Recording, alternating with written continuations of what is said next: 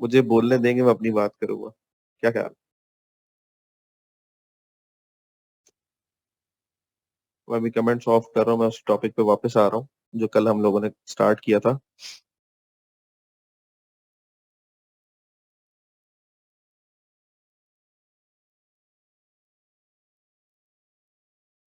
कल हम लोगों ने डेटाबेस क्रिएट की थी बेस पीएचपी के नाम से, और उसमें हम लोगों ने दो टेबल्स क्रिएट किए थे, एक स्टूडेंट का और एक क्लास का।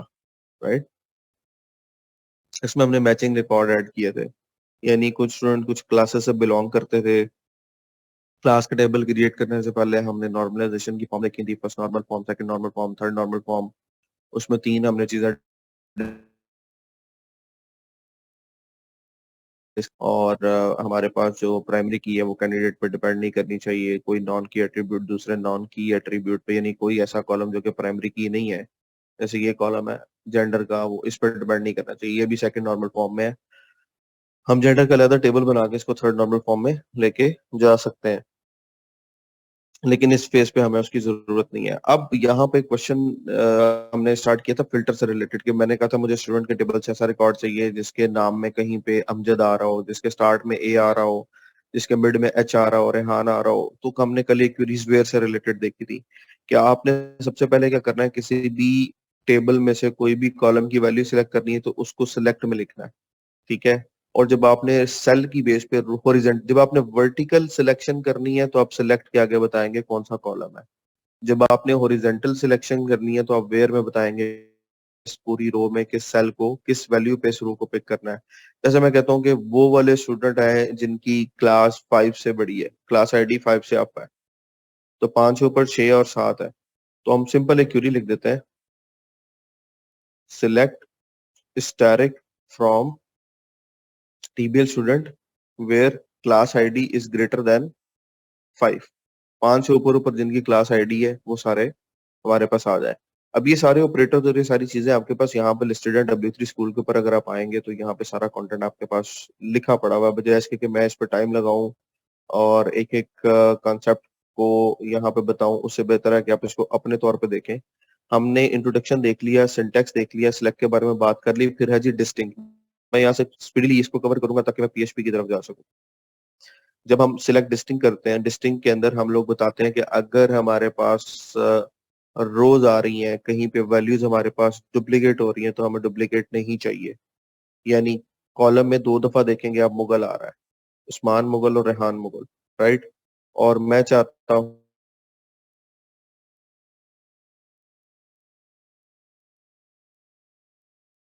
मिले और डिस्टिंक्ट मिले, यानी लास्ट नेम मिले और डिस्टिंक्ट मिले, तो मैं यहाँ पे एसक्यूएल की क्वेरी लिखता हूँ, सिलेक्ट डिस्टिंक्ट फ्रॉम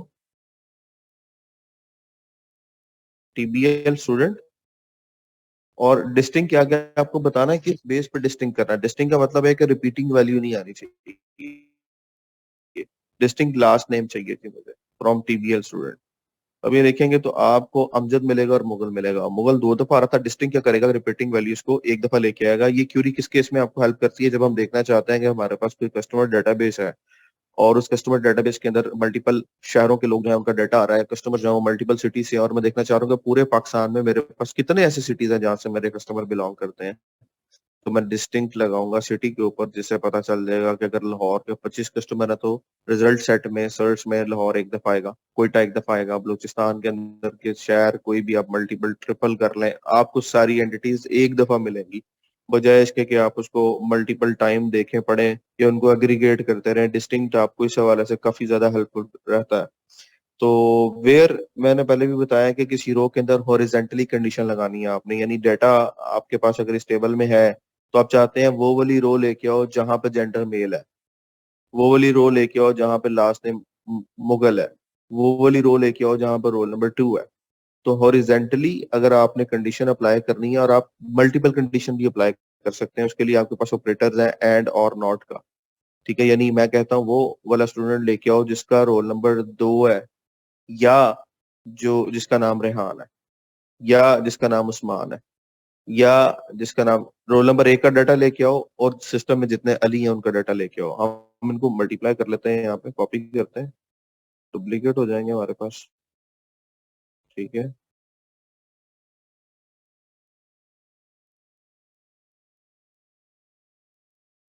ये हमारे पास यहाँ पे इनकी ना मैंने डुप्लीकेशन हो गई, ये मल्टीपल आ गया हमारे पास। अब इसमें से मुझे सिस्टम में लेके आने हैं वो वाले लोग जिनका नाम अली है या जिनका रोल नंबर 3 है।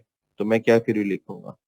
Select static from TBL student where first name, ये कॉलम नेम्स आ रहे हैं। अब यहाँ पर डबल क्लिक करेंगे तो ये इसका जो क्यूरी एडिटर है वो ऑटोमेटिकली राइट भी कर देता है। Where first name is equal to Ali, Ali लेके आओ, एंड जहां पे जो रोल नंबर है that is equal to 3। Semicolon आता है यहाँ पे? नहीं। गो करेंगे तो रिजल्ट नहीं आया, क्यों? एंड में क्या होगा कि दोनों कंडीशंस मीट होनी है।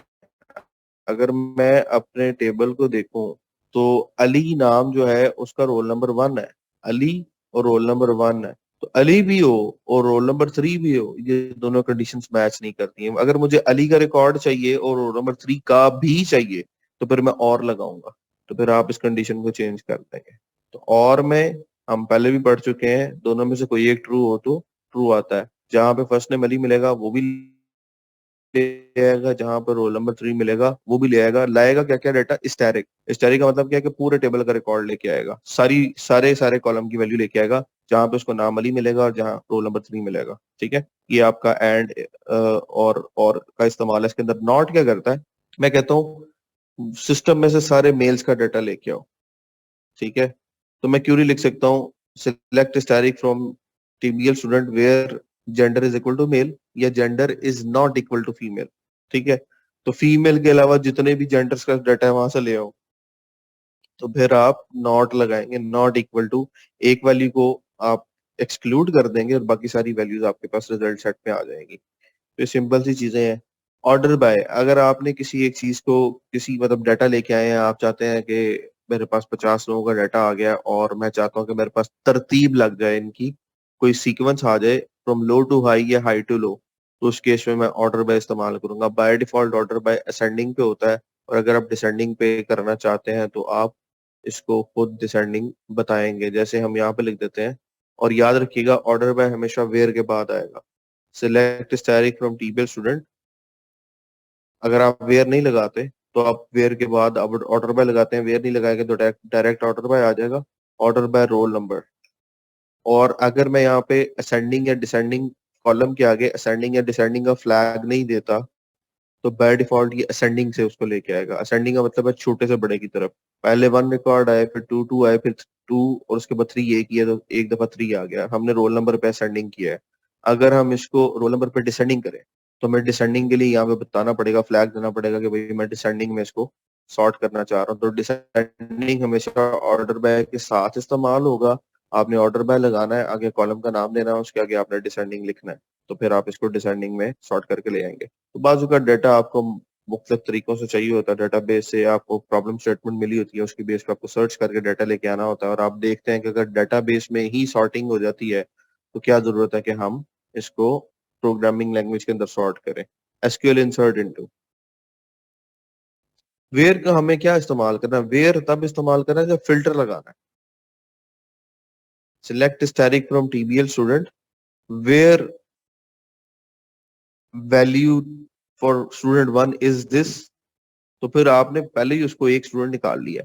मैं सॉर्टिंग कर रहा हूँ, सीक्वेंसिंग कर रहा हूँ बेस्ड ऑन हाई और लो, तो वहां पे वेयर का इस्तेमाल नहीं आएगा। इंसर्ट इनटू की क्यूरी डेटाबेस के अंदर आपने अगर कोई नई रो इंसर्ट करनी है तो वहां पे आप इंसर्ट इनटू की क्यूरी चलाएंगे, टेबल नेम बताएंगे, इंसर्ट इनटू टीबीएल स्टूडेंट, कॉलम्स का नाम बताएंगे, उसके आगे वैल्यूज का कीवर्ड लिखेंगे, उसके आगे वैल्यूज बता देंगे कि मुझे क्या क्या वैल्यूज लिखनी है। इससे आपकी जो है वो आपका डाटा एंटर हो जाएगा। अभी तक हम इंसर्शन के लिए इस्तेमाल कर रहे थे इस यूजर इंटरफेस को, इंसर्ट पे क्लिक करके, राइट, यहाँ पे वैल्यू लिखते थे और एंटर कर देते थे। अब हम करना चाह रहे हैं इसको क्वेरी से, और ये क्यूरी आपको आनी चाहिए क्योंकि पीएचपी में काम करते हुए आपके लिए ये क्यूरी मस्ट है। इंसर्ट इनटू टीबीएल स्टूडेंट्स, ये क्यूरी यहाँ से आप देखें exactly insert into table name. आगे आप अगर चाहें तो कॉलम स्किप भी कर सकते हैं। अगर आपने सारे कॉलम से वैल्यू इंसर्ट करानी है तो कॉलम स्किप कर सकते हैं, लेकिन अगर आपने कुछ वैल्यूज कुछ कॉलम, क्योंकि जब हम टेबल बनाते हैं याद होगा आपको कहाँ वहां पे हमने सेलेक्ट किया था कि ये नल हो सकता है, ये नल नहीं हो सकता। तो जो नल हो सकता है वहां पे अगर आप चाहें तो वैल्यू स्किप कर सकते हैं। सो उस केस में आप चाहें तो उसका कॉलम नेम भी स्किप कर सकते हैं। सो इंसर्ट इनटू टीबीएल स्टूडेंट, यहाँ पे मैं कॉलम के नाम दे देता हूँ, ये कॉलम नेम मेरे पास आ रहे हैं। आईडी में तो वैल्यू मुझे एंटर ही नहीं करनी। Roll number, comma, first name, comma, last name, comma, gender, comma, class ID, और उसके बाद आप लिखेंगे वैल्यूज का कीवर्ड और यहाँ पे वैल्यूज देंगे। तो रोल नंबर में हमारे पास आ जाता है लेट्स सपोज 10, फर्स्ट नेम में हमारे पास आ जाता है अली, और लास्ट नेम में हमारे पास आ जाता है लेट्स सपोज मंसूर, और जेंडर में हम लोग इसके साथ ऑब्वियसली मेल लिखेंगे।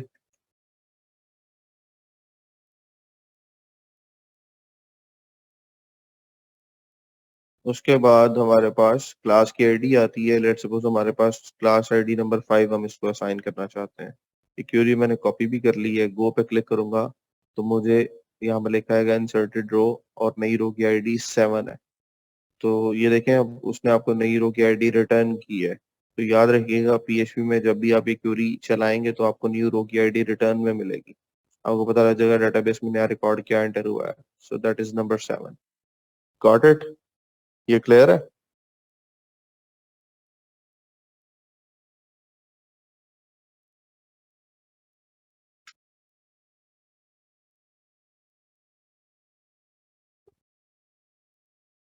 फिर आ जाती है null values. What is a null value? Field with a null value, field with no value. अगर डेटाबेस के किसी कॉलम के किसी सेल है ही नहीं है तो we consider it as a null value. और उसके लिए हम लोग ये चेक लगा सकते हैं where column name is null, where column name is not null. अगर नल चेक करना है तो इज नल, अगर चेक करना है कि वो वाले सारे कॉलम्स आते हैं जहाँ पे नल नहीं है तो नॉट नल आप लगाएंगे। इसका भी आपको इस्तेमाल कई जगह पे करना पड़ता है। यहाँ पे ना अगर आप देखेंगे ये यहाँ पे कस्टमर की पूरी डेटाबेस है ये वाली। अगर इसके ऊपर हम क्यूरी चला सकें लाइक, तो बड़ी मजे की डेटाबेस है ये। रन एसक्यूएल, तो ये देखेंगे ये एक डेटाबेस है जिसमें कुछ टेबल्स हैं। कस्टमर का टेबल है, ये कस्टमर का रिकॉर्ड है, 92 तक जाता है, अभी 91 आ रहा है। और कैटेगरीज का, फिर ये बनी हुई डेटाबेस है जो कि W3 स्कूल ने पहले से आपके लिए बना के रखी हुई है, और आप इस पर क्लिक करके इसको ओपन करके देख सकते हैं। फिर ऑर्डर डिटेल्स है, ऑर्डर्स है, प्रोडक्ट्स है, शिपर्स है, सप्लायर्स है। ठीक है, ये सारे टेबल्स बने हुए हैं। उन्होंने जितनी भी क्यूरीज की एग्जांपल दी है वो यहाँ से दी है। लेकिन ये बड़ा इंटरेस्टिंग हो जाता है इसकी एक एक क्यूरी पर। दिल करता है कि बंदा इसको रन करके एग्जीक्यूट करके डिस्कस करे।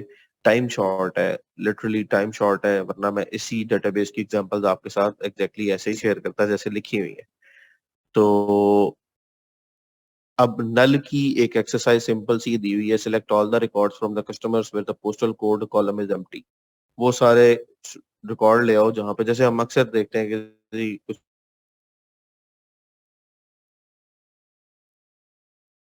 लगाते हैं सीएनआईसी मिसिंग है, तो वहां पे हम कंडीशन लगा लेते हैं check where something is empty.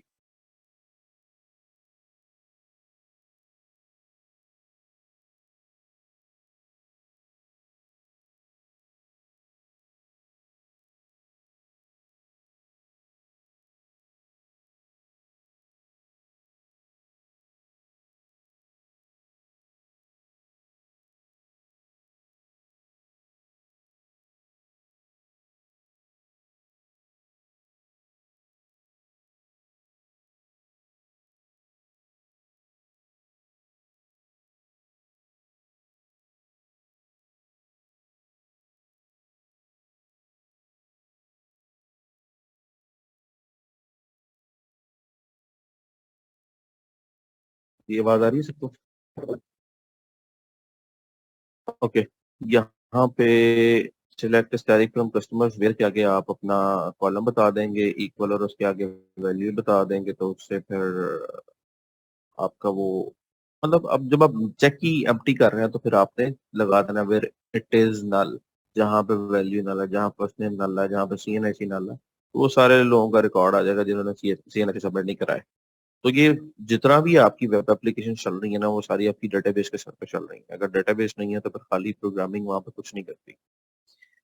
तो एसक्यूएल अपडेट पे आते हैं, या इससे आपको सिर्फ आपने अगर टेबल के अंदर पहले से रिकॉर्ड मौजूद है और उसमें से किसी एक चीज की करेक्शन करनी है, ठीक है, जैसे हम लोग किसी को कुछ चालान इशू करते हैं, जैसे हमारे बिल्स इशू होते हैं, तो सिस्टम में एंटर हो जाता है आपका बिल जो होता है करंट मंथ का, और शुरू में उसका स्टेटस जो होता है वो अनपेड होता है।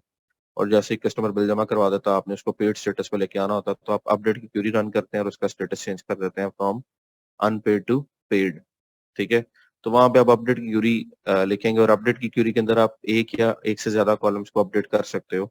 उसके लिए आपको सेट का कीवर्ड इस्तेमाल करना पड़ता है, कॉलम नेम बताना पड़ता है, और आगे वैल्यू बताना पड़ती है। और याद रखिएगा, इसमें वेयर का इस्तेमाल आपने लाजमी करना है।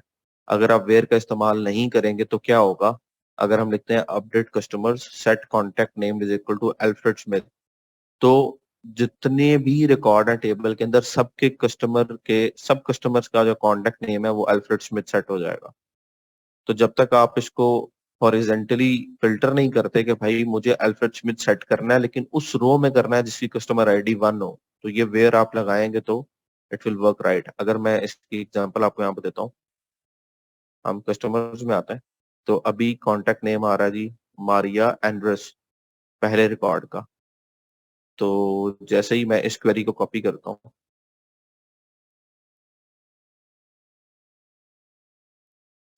तो ये क्या करेगा, कॉन्टैक्ट नेम सेट कर देगा अल्फ्रेड स्मिथ। तो अल्फ्रेड स्मिथ सेट करेगा कहाँ पे, जहां पे कस्टमर की आईडी 1 है। तो हम रन एसक्यूएल करते हैं, अभी कॉन्टैक्ट नेम चेक किया, मारिया एंड्रेस है। रन किया, एक रो इफेक्ट हो गई। एक रो इफेक्ट होने के बाद हमने यहाँ पे दोबारा से क्लिक किया, इस क्लिक के पीछे भी सिलेक्ट की एक क्यूरी लगी हुई है। ये क्यूरी डेटाबेस से डाटा लेके आएगी। अब कॉन्टैक्ट नेम जो फर्स्ट कस्टमर का वो अल्फ्रेड स्मिथ आ रहा है क्योंकि हमने चेंज कर दिया था। लेकिन अगर मैं ये वेयर रिमूव कर दूं, बहुत सारे लोग एक गलती करते हैं काम करते हुए, वेयर लगा,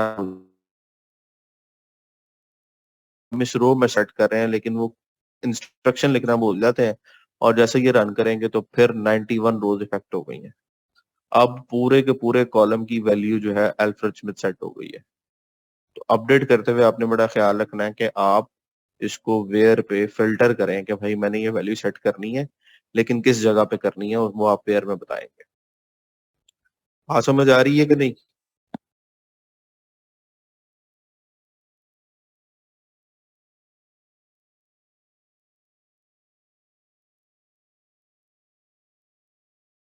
कोई बैकअप नहीं है, आपने डाटा अपने हाथ से गलत किया है, इसका मतलब है कि आपको रेस्ट की जरूरत है।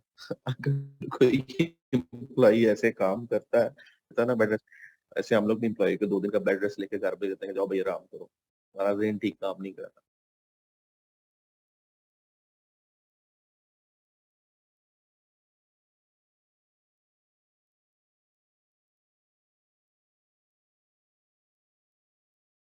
बेस्ट प्रैक्टिस ये है कि जो प्रोडक्शन सिस्टम होते हैं ना, उनकी डेली बेसिस पे बैकअप बनता है। यानी आपके कोड का, आपकी डेटाबेस का ना डेली एक बैकअप इमेज बन रहा होता है। अगर आपसे मिस्टेक हो जाती है तो आप होस्टिंग प्रोवाइडर से कांटेक्ट करके, बहुत सारे लोगों को इस चीज का भी नहीं पता होता कि होस्टिंग प्रोवाइडर्स बैकअप रखते हैं, तो अब उनसे कांटेक्ट करते हैं कि मेरी मुझे ये मसला आ गया, मेरी डेटाबेस में इशू आ गया आज काम करते हुए, तो मुझे कल का बैकअप चाहिए। अगर तो आपने जो होस्टिंग प्लान परचेज किया हुआ है, उस होस्टिंग प्लान के अंदर बैकअप को रिस्टोर करने की ऑप्शन है, तो फिर इस बैग के होस्टिंग दीवार पर करना है। लेकिन अगर ऐसा नहीं है, फिर थोड़ा सा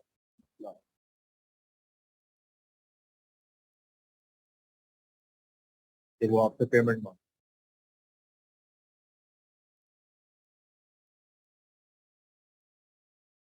समझ आ रही है?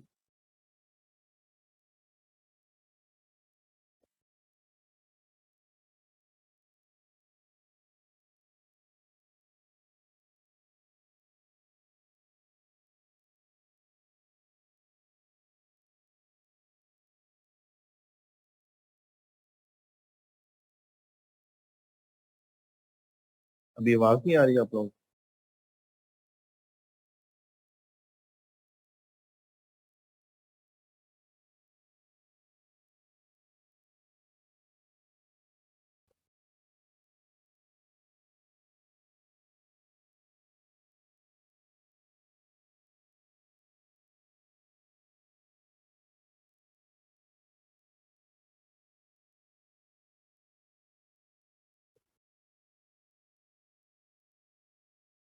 फिर डिलीट है, आपने किसी टेबल की कोई एक रो डिलीट करनी है तो वहां पे भी आपको वेयर लगाना है। डिलीट फ्रॉम टेबल, अगर आप सिर्फ ये लिखते हैं सारा कुछ ही डिलीट हो जाएगा। आप वेयर बताएंगे तो वो स्पेसिफिक रो को डिलीट करेगा। फिर है जी टॉप की क्वेरी। बाजू का जैसे मुझे अभी भी याद है पीएटीबी का मेरा जो इंटरव्यू था, उसमें मुझे पूछा गया था कि सेकंड हाईएस्ट सैलरी निकाल के दें। मतलब आप एक क्वेरी लिखें जहाँ पे आप किसी एम्प्लॉय की सेकंड हाईएस्ट सैलरी सिस्टम में जो भी है वो निकाल के देंगे। तो टॉप का जो जो कीवर्ड है वो पिक करता है जो टॉप रिकॉर्ड्स होते हैं। अब अगर सेकंड हाईएस्ट सैलरी निकालनी होगी तो क्या क्वेरी लिखेंगे? क्या आप में से कोई बता सकता है? जब आप लोग मतलब इस ई रोजगार के प्रोग्राम के अंदर जब मैं इंटरव्यू दिया हायरिंग के लिए, तो मुझसे क्वेश्चन किया गया था कि सेकंड हाईएस्ट सैलरी किसी एम्प्लॉय की निकाल के दें, एक क्वेरी लिख के दें।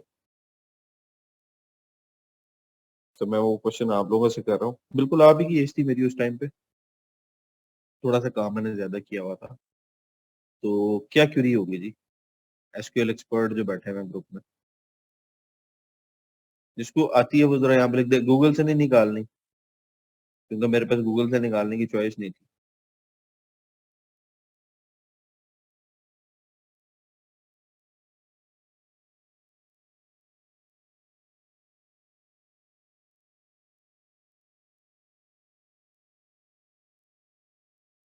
मैक्स सैलरी निकालेंगे तो वो तो मैक्सिमम निकल आएगी ना, मुझे सेकंड हाईएस्ट निकालनी है। हाईएस्ट सैलरी तो मैक्स से निकल आएगी कि एक टेबल है उसमें अगर मतलब 50,000 तक मैक्सिमम सैलरी है, किसी की 48 है, किसी की 49 है, तो 50,000 वाला रिकॉर्ड आ जाएगा मैक्स सेलेक्ट करने। मुझे चाहिए सेकंड हाईएस्ट, फर्स्ट हाईएस्ट नहीं। 50,000 नहीं चाहिए, 49,000 चाहिए। कैसे निकलेगी?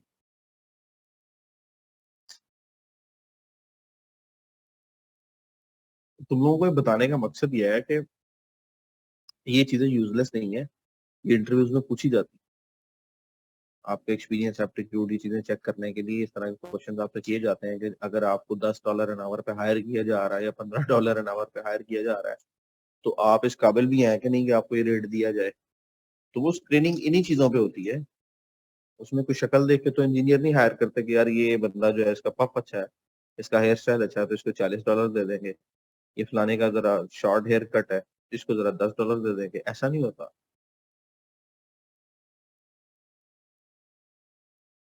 बहुत सारे लड़कों का कंपटीशन होता है गुड लुकिंग के अंदर, उनका सारा फोकस ही वहां पर होता है।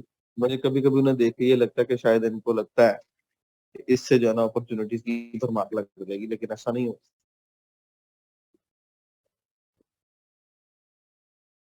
लिख दें, कोई एक लिख दें यार, इतने निकम्मे लोग हैं आपके पास, आप कहते हैं चले नहीं लिख ले सकते यहाँ पे, कैसे निकलेगी? किधर है यार, क्या नसीब कहाँ है? बाकी उमर सईद, हसन, फिरोज।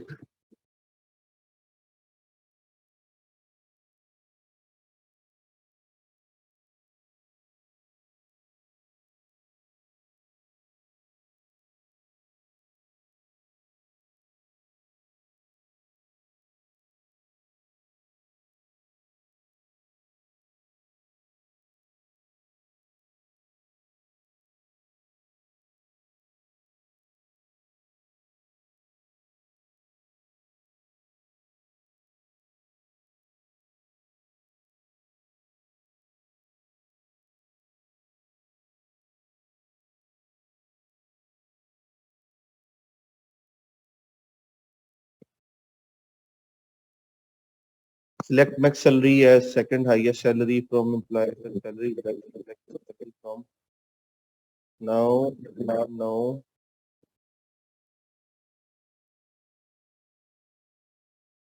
आपने लिखा है, क्यूरी लिखी है यहाँ पे, आपने इधर क्यूरी लिखी है जो आपकी सेकंड क्यूरी ना, select max salary from employer, ये पहले ही मैक्सिमम निकाल लाएगी। और फिर आप कह रहे हैं सिलेक्ट मैक्स सैलरी, वो भी वही लेके आएगी, क्योंकि आपने दोनों जगह पे मैक्स लगाया है, दोनों जगह से 50,000 आएगा, तो 50,000 लेस देन 50,000 तो कुछ भी रिकॉर्ड नहीं है। सिलेक्ट आयशा बीबी ने लिखा है select second highest salary from employ. What a cool answer.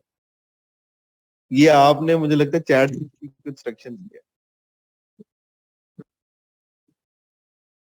मजे की बात यह है कि मेरे टीम मेंबर 2-3 दिन पहले तो यूज कर रहे थे चैट जीपीटी। किसी काम में ना फंस गए तो उनको समझ ना आया, स्टैक ओवरफ्लो पर देख लिया तो उन्होंने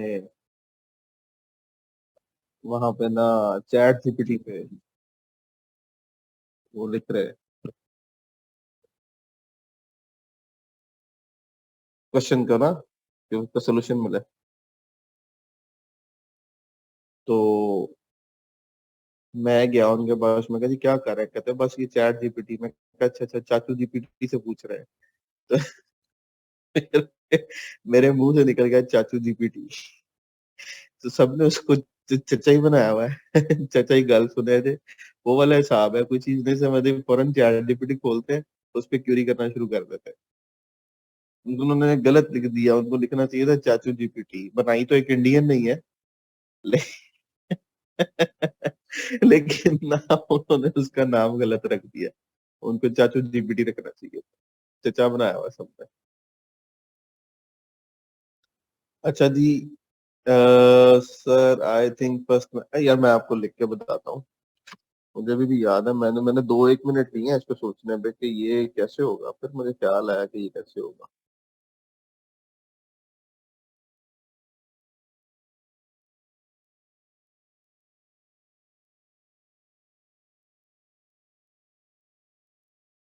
अच्छा अच्छा।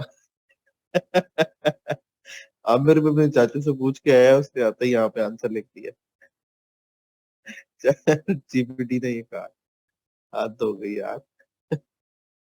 अच्छा, मेरा ख्याल था इसका एक और तरीका ही है कि आप ना, जैसे हम यहाँ पे इसको ट्राई कर लेते हैं अपनी डीबी के अंदर। मैं अब एक कॉलम ऐड करता हूँ,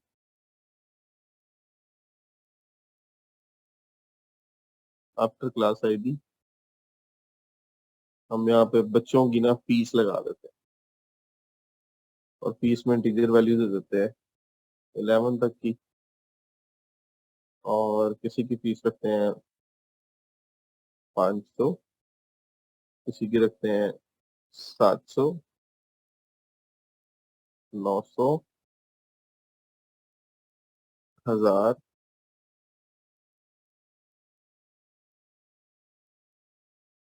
1200, 1500, 1800। ठीक है जी, स्क्रीन शेयर्ड है ना आपको? ये तकरीबन वही सिनेरियो आ गया। हमें सेकंड हाईएस्ट फीस चाहिए यहाँ से। कितनी भी उसकी फी होगी, फीस लिखा है, नॉर्मली इट शुड बी फी। तो थोड़ा सा जो है ना वो पढ़े लिखों वाला मुझे काम करना चाहिए, तो मैं इसको फी कर देता हूँ। It should be 1500। ठीक है, तो 1500 सेकंड हाईएस्ट फी होगी। तो क्या स्केल होगी जी इसकी? हम लिखते हैं जी select static from TBL student where T is equal to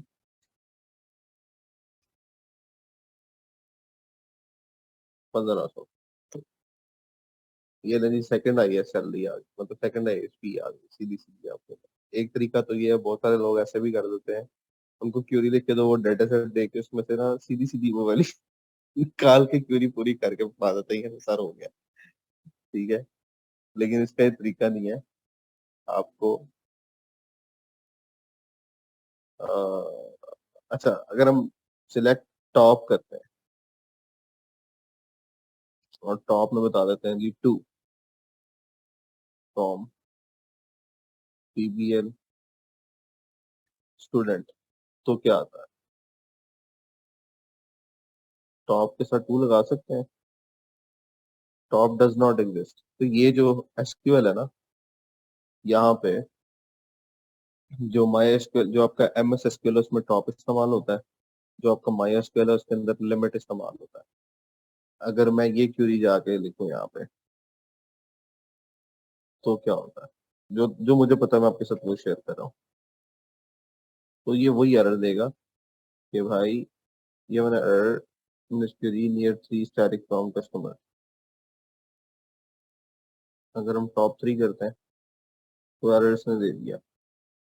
तो मुझे पता ना कि टॉप यहाँ पे नहीं चलता, तो हम करते हैं जी select static from customers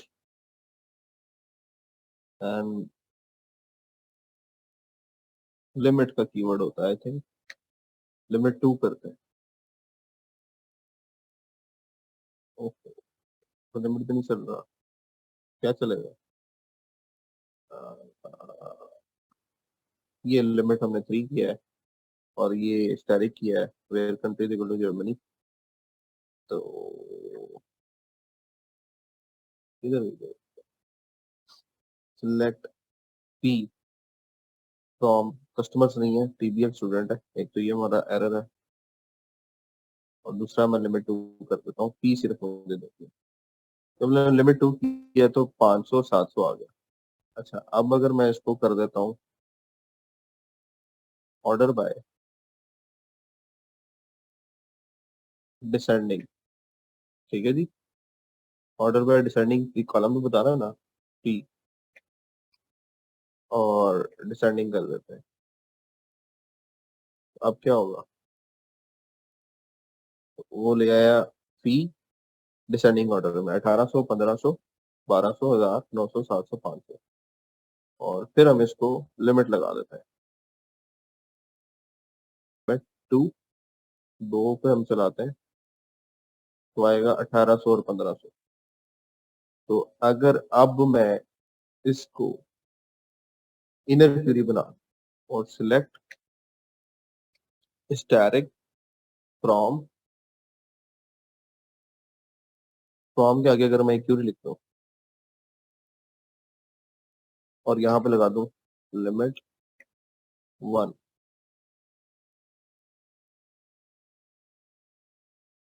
every derived table must have its own alias. तो हम इसको यहाँ पे लिख देते हैं जी टीबीएल।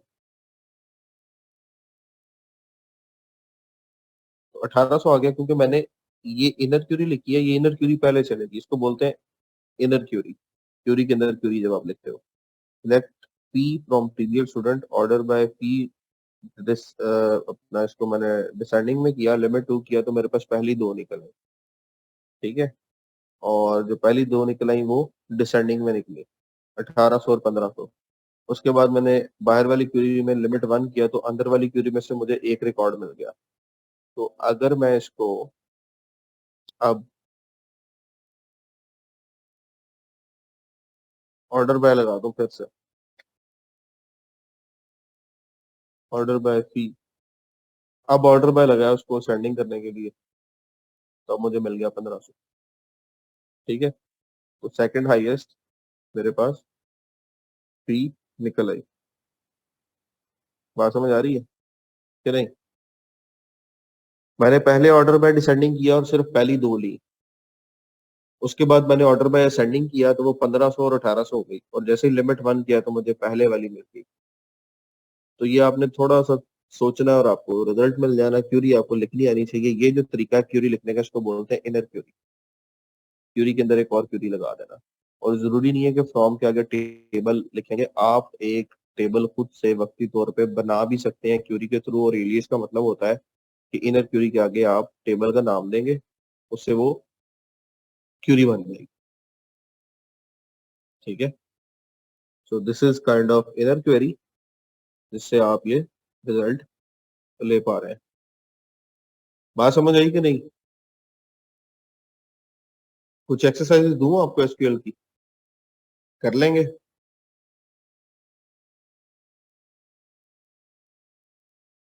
ये अंसा खालिद शाहिद होगा या असना शाहिद है?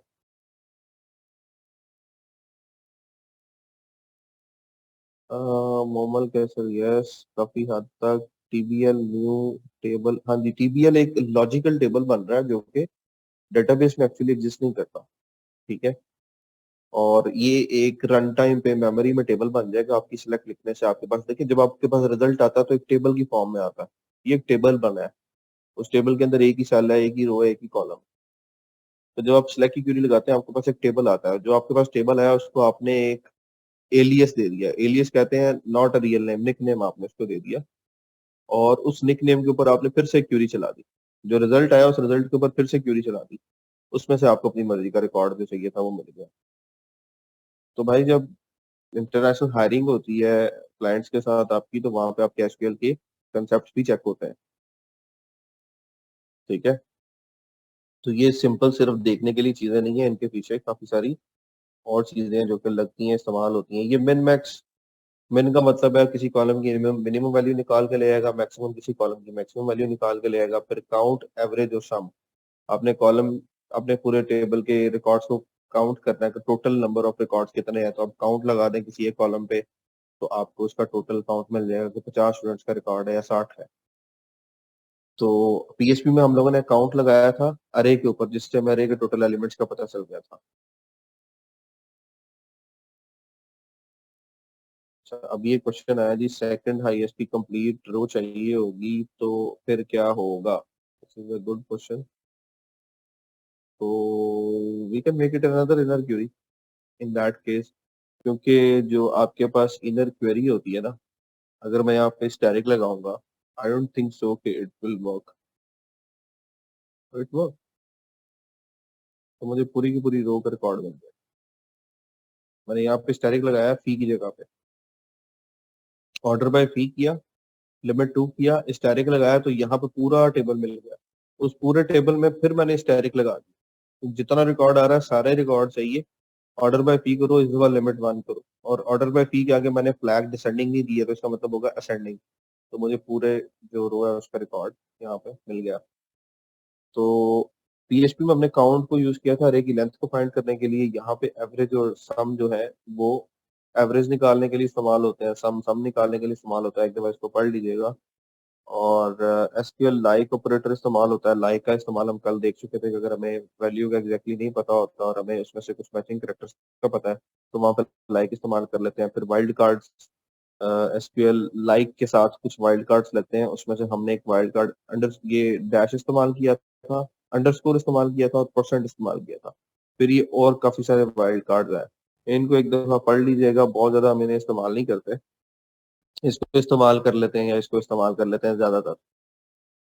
नॉलेज आपको होना चाहिए, इनको एक दफा पढ़ लेंगे तो आपको एग्जैक्टली समझ आ जाएगी कि ये जैसे ये क्वेरी है तो ये क्या करेंगी, इनकी डिस्क्रिप्शन लिखी हुई है। एसक्यूएल इन, अगर आपको एक वैल्यू लेनी है और मल्टीपल वैल्यूज में से चेक करनी है कि वो वैल्यू इसमें एग्जिस्ट करती है या नहीं।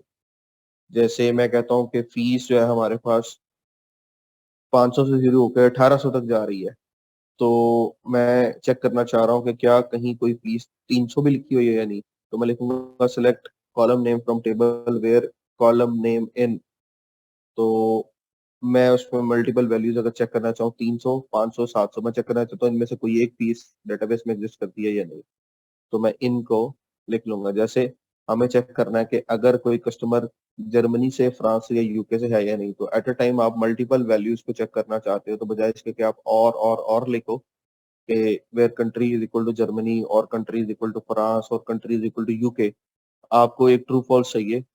वो वाली रोज लेके आओ जहां पे कंट्री इन तीनों में से कोई है, तो ये तीनों मैचिंग रोज निकल के आ जाएंगी एक ही इन ऑपरेटर के साथ। ठीक है, और बिटवीन जो नॉर्मली हम लोग डेट्स में इस्तेमाल करते हैं या रेंज में इस्तेमाल करते हैं, मैं चाहता हूँ कि 300 से लेके 1800 तक जिन बच्चों के पीछे उनका रिकॉर्ड निकल आए, तो बिटवीन में पहली वैल्यू 300 होगी और मैक्सिमम वैल्यू 1800 होगी। उसके दरमियान वाले जितने रिकॉर्ड हो जाएंगे वो हमारे पास आ जाएंगे। यहाँ पर लिखा हुआ है the between operator is inclusive, इसका मतलब है कि जो बिगिन वैल्यू है 300 वो भी लेके आएगा और जो एंडिंग वैल्यू है वो भी लेके आएगा। अगर मैं लगाता हूँ 700 से लेके 1300 तक जिनकी फीस है वो लेके आओ, तो वो 700 और उससे जितने बड़े हैं और 1300 तक, 700 वाले भी लेके आएगा, 1300 वाले भी लेके आएगा और दरमियान वाले जिन स्टूडेंट्स की फीस होगी वो भी लेके आएगा। तो एक रेंज में अगर हमें वैल्यू चेक करनी है तो हम बिटवीन का ऑपरेटर इस्तेमाल करते हैं। एलियस हमने अभी इस्तेमाल किया है, इसमें एज का कीवर्ड इस्तेमाल होता है। कल हमने क्या किया था, कंकैटिनेट का फंक्शन लगाया, फर्स्ट नेम और लास्ट नेम को कंकैटिनेट किया, एज फुल नेम किया। तो as is simply for alias, ये एलियस के लिए इस्तेमाल होता है कि आपने व्यू के अंदर जब आपका रिजल्ट आ रहा है उसमें आपने किसी कॉलम को रीनेम करना है तो आप उसमें फिर एज इस्तेमाल कर लें। फिर आपके पास जॉइंस है, एसक्यूएल के जॉइंस। और ये जरा थोड़ा सा टॉपिक इंटरेस्टिंग तो है, लेकिन थोड़ा सा डिस्कशन वाला है। हम इसकी बेस कल बना चुके हैं। अच्छा, अब इसकी बेस हम कैसे बना चुके हैं, मुझे स्टूडेंट्स के टेबल में से उस स्टूडेंट का क्लास नेम चाहिए जिसका नाम रेहान है। तो यहाँ पे क्लास की आईडी एग्जिस्ट करती है और क्लास का नाम एग्जिस्ट करता है क्लास के टेबल के अंदर। तो मेरे पास उस रेहान की जो क्लास की आईडी है, अगर मैं रेहान की क्लास की आईडी देखूं तो 7 है। इसका मतलब है कि क्लास के टेबल के अंदर से जो क्लास नंबर 7 होगा वो रेहान की क्लास का यहाँ पे उसका नाम आ रहा होगा। तो दो टेबल्स में अगर आपके पास रिलेशन है 1 to 1 का, 1 to many का, many to many का, तो आप जॉइंस की बेस पे उनमें से रिकॉर्ड ले सकते हो। जैसे मैं एक जॉइन आपको यहाँ पे लगा के दिखा देता हूँ।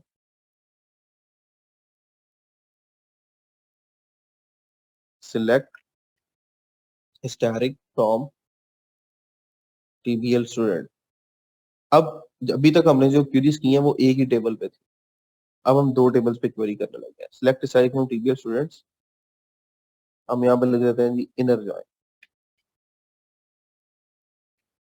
Inner join class, table student का ज्वाइन लगाओ क्लास के साथ। किस बेस पे लगाओ? ऑन। ऑन के आगे हम कंडीशन दें कि जो हमारा टीबीएल स्टूडेंट है उसकी जो क्लास आईडी का कॉलम है, टेबल के आगे हम उसका कॉलम लिख सकते हैं टीबीएल स्टूडेंट डॉट क्लास आईडी बराबर है किसके? क्लास का जो टेबल है उसके आईडी कॉलम के बराबर है।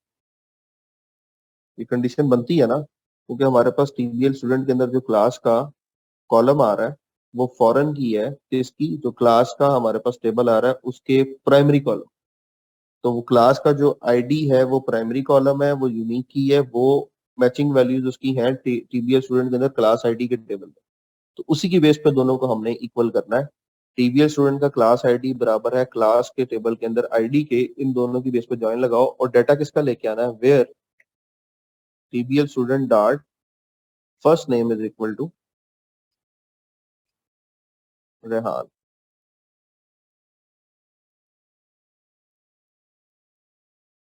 REHAN।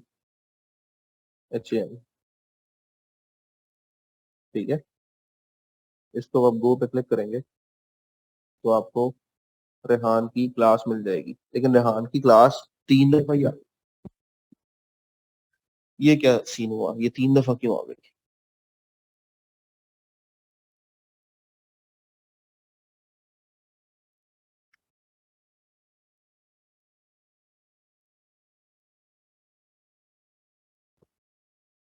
सबकी आईडी तो डिफरेंट है। अगर हम टीबीएल स्टूडेंट देखें तो कितने रेहान है इसके अंदर? 1 2 और 3 रेहान है। इसलिए जहां जहां रेहान एग्जिस्ट कर रहा था वहां वहां उसने मैचिंग करके हमें नाम दे दिया। लेकिन हम चाहते हैं कि जो जिसका आईडी नंबर 5 है वो वाला रेहान लेके आओ जिसका आईडी नंबर 5 है, जिसका फादर नेम कुछ और है, जिसका अब क्योंकि यहाँ पे हमने डाटा ही सेम एंटर कर दिया है तो फिर हम आईडी की बेस पे डिस्टिंग्विश कर लेते हैं। And and dot ID 5। अब 5 नंबर वाला जो हमारा परिमाण आ रहा है क्लास का नाम जो था वो लेबल में आ रहा है। तो हम यहाँ पे जहाँ हमने ये लिखा है ना स्टैरिक फ्रॉम, स्टैरिक नहीं लेना, हम लेना चाह रहे हैं सिलेक्ट क्लास। टेबल के साथ भी हमें जो है डायरेक्टली एक कॉलम बता सकते हैं, क्लास के अंदर से लेबल चाहिए, क्लास डॉट लेबल, क्लास के अंदर से लेबल का कॉलम लेके आओ तो उसका नाम आ गया स्कूल। क्लियर हो गया?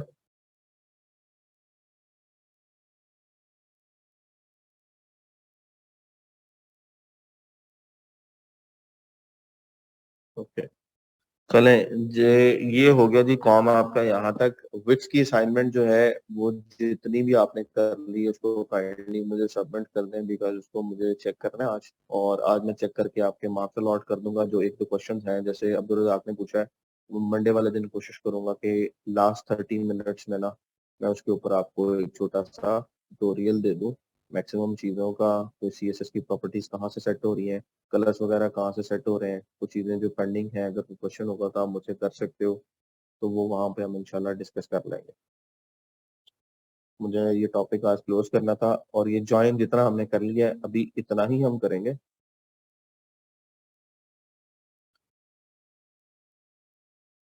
चलें आज रात तक, कितने बजे तक करेंगे? 8 बजे तक कर देंगे, क्योंकि मुझे आज उसकी मार्किंग करनी है। 12 बजे तो बहुत लेट है। हाँ जी, सैटरडे का बोला था लेकिन अभी नहीं, कमिंग सैटरडे से विल ट्राई। अभी तो मैं, मेरी शिफ्टिंग प्रोसेस में थोड़ी सी चीजें पेंडिंग है, सैटरडे को मुझे वो कंप्लीट करनी है, तो उसके बाद फिर मैं कमिंग सैटरडे को फिर अपना कोई ना कोई एक मास्टर लेक्चर ऐड कर दिया करूंगा। मैं पहले अपनी टीम से भी डिस्कस कर लूँ, तो उसमें फिर हम मैक्सिमम चीजें जो है वो एक दिन में 2-3 घंटे की क्लास में कवर किया करेंगे। जी मैं वो पोस्ट करवा देता हूँ। चले अभी नेक्स्ट क्लास का टाइम हो रहा है, और सर पेरेंट और चाइल्ड टेबल मर्ज करने का बता दें प्लीज।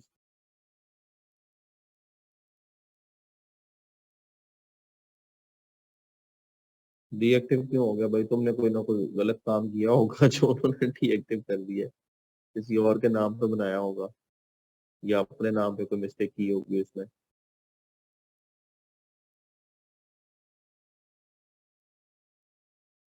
काफी देर से यूज नहीं किए, चले नया बना लें, नया बना। जी अब्दुल रज़ाक, क्या क्वेश्चन है आपका? तो विक्स की असाइनमेंट दी हुई थी, ग्रुप में पोस्ट किया हुआ है, विक्स से रिलेटेड 2 साइट्स आपने बनानी थी। नहीं अभी नहीं, अभी नहीं, अभी नहीं, अभी नहीं, अभी लेक्चर का टाइम बिल्कुल एंड हो गया। मुझे 2 मैसेजेस है मेरे पास, नेक्स्ट क्लास स्टार्ट होनी है इसी जूम पे। एसक्यूएल हम लोग जॉइंट्स में, हमारा इनर और आउटर ये डिफरेंस एक रह गया है बस, उस तक हम यहाँ तक फुल जॉइन तक हम बात करेंगे। इसके आगे हमें ये एग्जिस्ट वगैरह ग्रुप बाय, इसको टाइम मिला तो हम देखेंगे, अभी हमें यहाँ तक जरूरत है फुल जॉइन तक, यहाँ तक हम करेंगे। भाई एक नजर क्या, दिखाओ फटाफट, फौरन दिखाओ, जल्दी करो।